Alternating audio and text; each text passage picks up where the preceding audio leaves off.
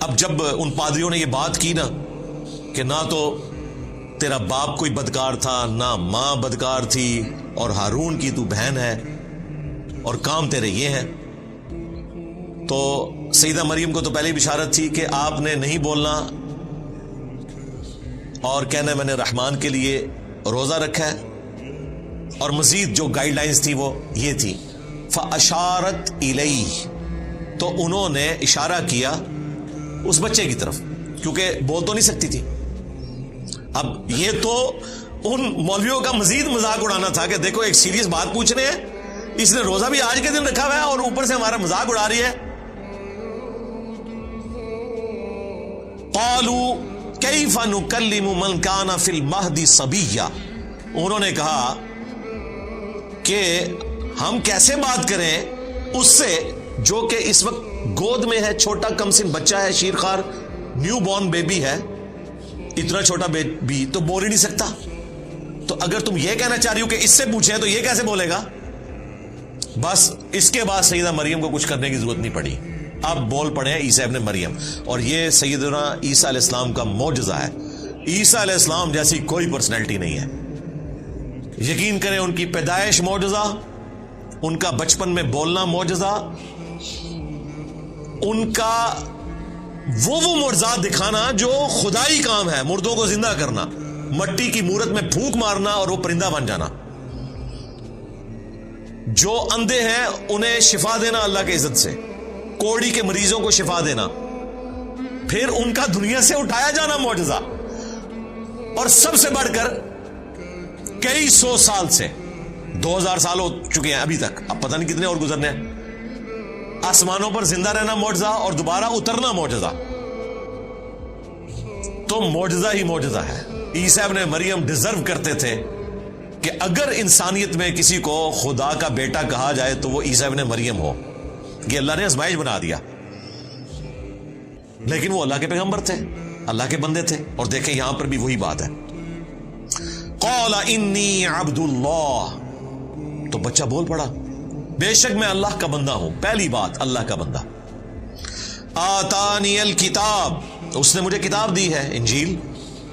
وجعلنی نبیا، اور مجھے نبی بھی بنا دیا ہے، یعنی مبعوث بھی ہو گئے چھوٹی عمر میں،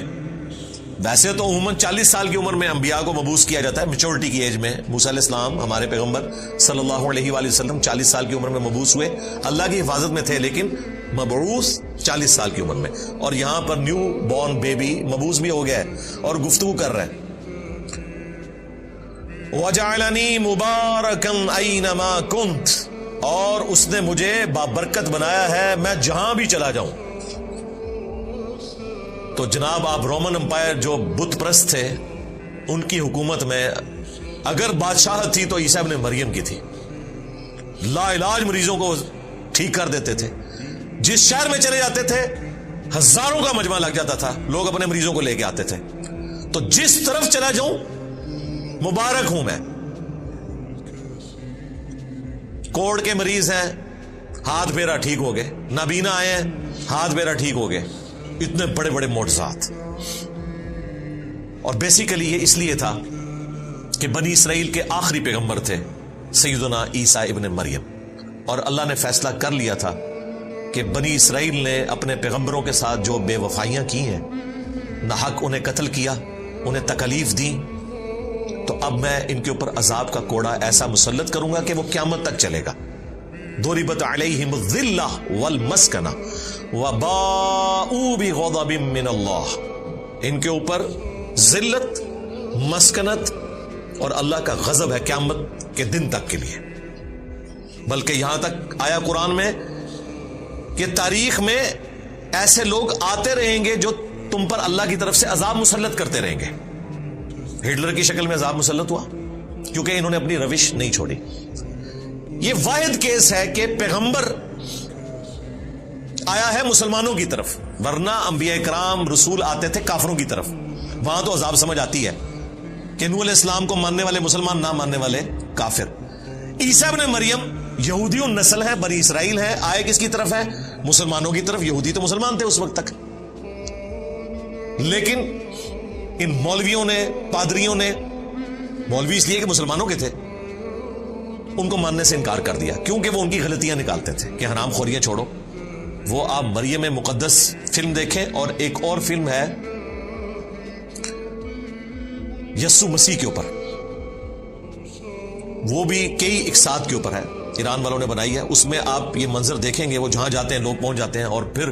بیت المقدس میں جب عیسیٰ ابن مریم جاتے ہیں اور دیکھتے ہیں کہ وہاں پہ جناب سودی لین دین ہو رہا ہے، مسجد کو بازار بنایا ہوا ہے،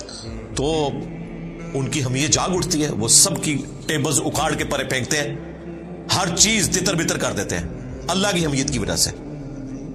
اور وہاں کھڑے ہو کر پھر وہ توحید کا خطبہ دیتے ہیں کہ تم ابراہیم کے ماننے والے ہو، ابراہیم تو یہ کچھ نہیں کرتے تھے، ابراہیم کا نام بیچ رہے ہو تم۔ اب وہاں بیٹھے ہوئے تھے بابے، اور یہ ہے 25 سال کا نوجوان، کہاں سے وہ دعوت قبول کرے؟ ان کے قتل کے فتوے جاری کیے، اللہ تعالیٰ نے انہیں زندہ آسمانوں پر اٹھا لیا، اور پھر اس کے بدلے میں اللہ تعالیٰ نے ان کے اوپر عذاب مسلط کیا، کیونکہ عیسیٰ ابن مریم بنی اسرائیل کے آخری پیغمبر تھے۔ کسی بھی بنی اسرائیل کے یہودی کو، یعنی کہ اس وقت کے مسلمان کو، شک بھی نہیں رہا اس بات میں کہ یہ پیغمبر ہیں یا نہیں۔ سب نے اتنے بڑے معجزات دیکھ لیے، کوئی انسان کر ہی نہیں سکتا مردوں کو زندہ کرنا۔ یہ تو وہ معجزہ ہے جو بنی اسرائیل کے کسی پیغمبر نے نہیں کیا ہوا تھا، یہ معجزہ تو ابراہیم علیہ السلام کے پاس نہیں تھا، کوئی شک نہیں تھا۔ اس کے باوجود دیکھیں صرف 12 بندوں نے حضرت عیسیٰ ابن مریم کی دعوت کو قبول کیا،